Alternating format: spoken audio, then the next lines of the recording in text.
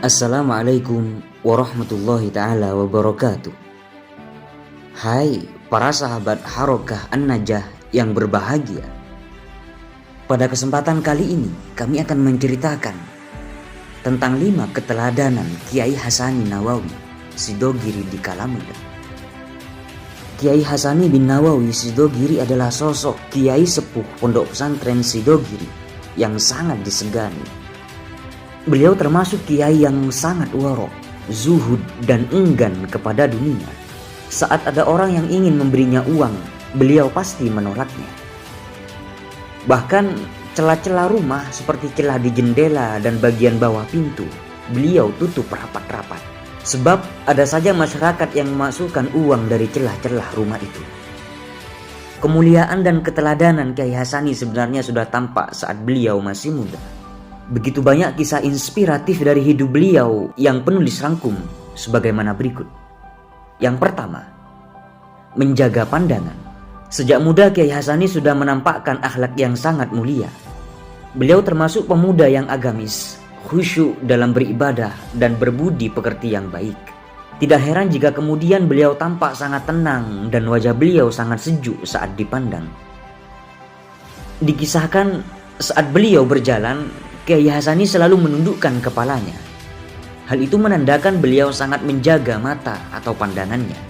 Karena mata yang diumbar dan dibiarkan akan melihat apa saja dan tentu saja berpotensi terjerumus pada perkara yang haram. Yang kedua, senang sekali mengaji kitab kuning. Dalam sejarahnya, Kiai Hasani memang tidak mondok ke berbagai pesantren sebagaimana putra kiai besar lainnya. Beliau hanya mondok di Sidogiri, yaitu pondok pesantren yang kala itu diasuh oleh abahnya sendiri, Kiai Haji Nawawi bin Nur Hasan. Namun demikian, hal itu bukan berarti Kiai Hasani tidak pernah berguru atau mengaji kepada siapapun. Tercatat beliau pernah mengaji kepada Kiai Haji Syamsuddin di Tampung Winongan, Pasuruan. Pada kiai yang biasa disapa dengan panggilan Gus Ud ini, Kiai Hasani mengaji ilmu gramatika Arab, yaitu Jurmiyah, Imriti dan Mutammimah. Lalu Kiai Hasani juga pernah berguru kepada Kiai Haji Abdul Jalil, kakak iparnya sendiri. Kepada Kiai Abdul Jalil ini, Kiai Hasani belajar kitab Alfiyah karya Ibnul Malik. Pada kitab monumental ilmu Nahwu ini, Kiai Hasani sangat senang dan rajin hingga dapat menghatamkannya. Yang ketiga, Kiai Hasani sangat senang membaca. Dikisahkan, beliau sangat tekun mempelajari sendiri berbagai macam kitab, dan yang paling disukai adalah kitab tafsir dan akhlak. Dua disiplin ilmu ini menempati urutan pertama kitab yang dibaca oleh beliau. Satu pertanda bahwa Kiai Hasani suka membaca, terdapat banyak catatan di dalam kitab-kitabnya itu. Dan setelah Kiai Hasani wafat, kitab-kitab itu kemudian diwakafkan untuk perpustakaan pondok pesantren Sidogiri.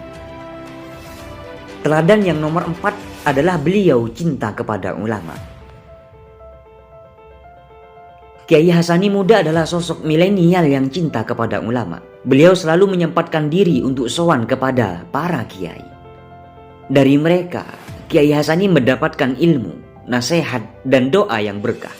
Bahkan ada yang mengatakan bahwa kealiman Kiai Hasani diperoleh melalui berkah doa seorang kiai dari Kedungloh, Kediri. Nama kiai itu adalah Kiai Haji Ma'ruf, yaitu seorang teman akrab abah dari Kiai Hasani sendiri. Pada masa itu Kiai Ma'ruf dikenal sebagai wali Allah yang bisa bertemu langsung dengan Nabi Khidir. Pada suatu hari Kiai Hasani Nawawi Sidogiri sowan kepada Kiai Ma'ruf. Kiai Hasani menceritakan tentang dirinya. Lalu Kiai Ma'ruf menanyakan apakah Kiai Hasani sudah hafal Nazom Alfiyah atau belum.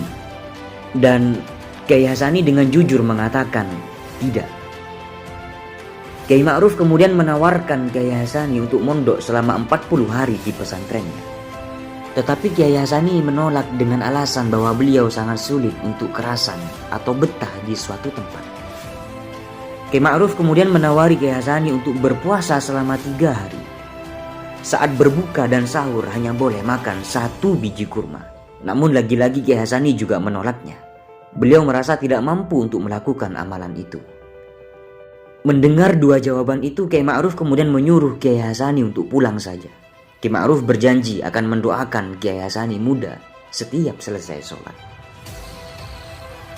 Kemudian teladan yang kelima adalah beliau termasuk seorang pejuang kemerdekaan Republik Indonesia.